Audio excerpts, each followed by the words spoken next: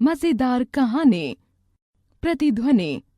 आपकी आखिरी गलती आपकी सबसे अच्छी शिक्षक है। रॉल्फ नाडर। दादाजी, मैं छक्का मारूंगा। अंबुज ने क्रिकेट बैट लहराते हुए मुझसे कहा। वह एक हाथ में गेंद लिए था। बोला, प्लीज बॉलिंग करो ना दादाजी। अरे अरे, इस कमरे में छक्का नहीं नहीं, यहाँ थोड़े ही छक्का मारा जाता है। कमरे में कहीं क्रिकेट खेलते हैं क्या? यहाँ टीवी है, फ्रिज है, कूलर भी रखा है। छक्के से यह सामान टूट जाएगा। मैंने उसे समझाते हुए कहा। तो फिर आंगन में खेलें, वहाँ भी तो छक्का मार सकते हैं ना। वहाँ भी नहीं। क्यों दादाजी, वहाँ तो टीवी नहीं रखा। उसने बड़ी उत्सुकता से मेरी ओर देखा। वहाँ पर कार रखी है, तुम्हारे पापा की बाइक रखी है और मेरा स्कूटर रखा है। गाड़ियाँ खराब हो जाएंगी और उनके दर्पण टूट जाएंगे। मैंने उसे समझाने की कोशिश की। यह दर्पण क्या है दादाजी? उसने ऐसे पूछा जैसे मैंने किसी जंगली खूंखार जानवर का नाम ले दिया हो। अरे भाई, मिरर है ना, कार में भी लगे हैं और बाइक में भी। मैंने कहा। तो ऐसा बोलो ना, आप तो क्या दर्पण वर्पण जाने किस भाषा में बात करते हैं। क्या आपको हिंदी नहीं आती? मैं उसकी बातों का रस ले रहा था। बेटा, मेरी हिंदी जरा ठीक नहीं है ना। ठीक है, तो मैं मैदान में जाकर खेलता हूँ, वहीं चौके और छक्के मारूंगा।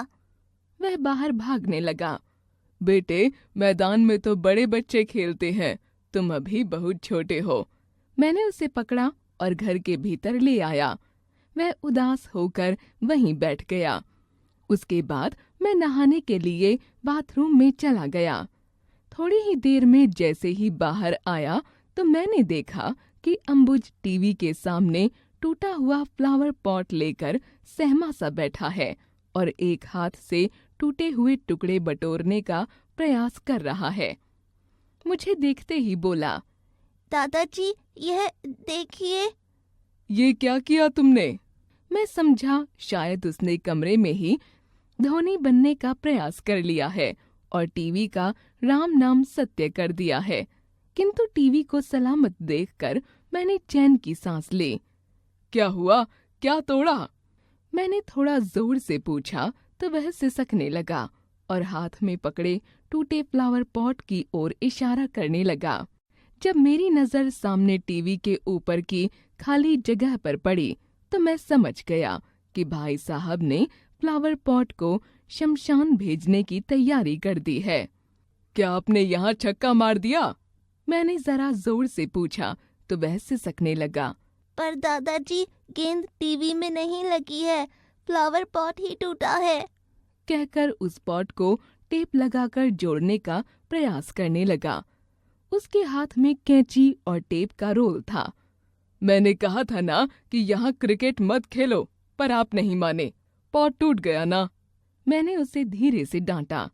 दादाजी, मम्मी को मत बताना और दादी जी को भी नहीं बोलना। वह धीरे से बोला। क्यों नहीं बोलना? जब आपने मेरा कहना नहीं माना तो मैं क्यों? प्लीज दादाजी, मुझे डांट पड़ेगी ना। मेरी बात पूर्ण होने से पहले ही वह बोल पड़ा।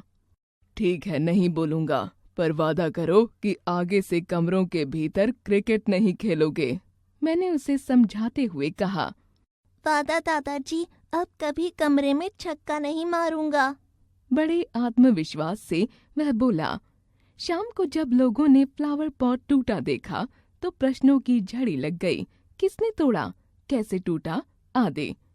मैंने फ्लावर पॉट टूटने की सच कहानी सबको बतला दी और यह भी हिदायत दे दी कि अंबुज को कोई न डांटे और न ही उसे यह बताएं कि सबको सच मालूम है।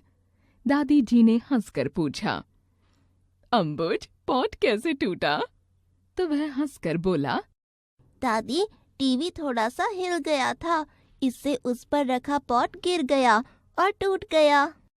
उसने सबको यही जवाब दिया। मतलब सबसे वह झूठ बोले जा रहा था। जब उसको किसी ने नहीं डांटा तो उसका डर जाता रहा और वह सामान्य होकर खेलने लगा।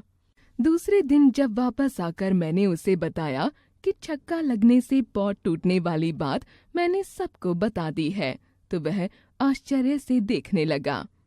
मुझे तो किसी ने नहीं डांटा, पर आपने सबको क्यों बताया? इसलिए बताया कि हमें झूठ नहीं बोलना चाहिए। झूठ बोलना अच्छी बात नहीं होती है। पर आपने तो वादा किया था कि किसी को नहीं बताएंगे। वह हंसकर बोला, उस समय आप डरे हुए थे, इसलिए वादा कर दिया था। हमेशा सच बोलना चाहिए। यदि गलती हो जाए तो उसे स्वीकार कर लेना चाहिए और आगे से गलती न हो ऐसा प्रण करना चाहिए।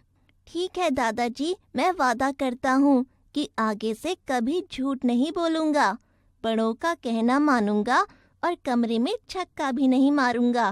बस। इतना कहकर वह छक्का मारने बाहर चला गया। जीवन मूल्य: हमें बड़ों की बात माननी चाहिए और झूठ नहीं बोलना चाहिए। जीवन कौशल: अगले सप्ताह तुम्हारा क्रिकेट मैच है ना? हाँ, इसलिए प्रतिदिन अभ्यास कर रहा हूँ। अरे, तुम तो बहुत अच्छा खेलते हो। तुम्हें अभ्यास की क्या जरूरत है? अगर मैं अभ्यास नहीं करूँगा तो मैच कैसे जीतूंगा? अभ्यास और मेहनत के बिना तो मैच जीतना संभव नहीं है। बातों बातों में हमने सीखा कि जीतने के लिए अभ्यास और कड़ी मेहनत की आवश्यकता होती है।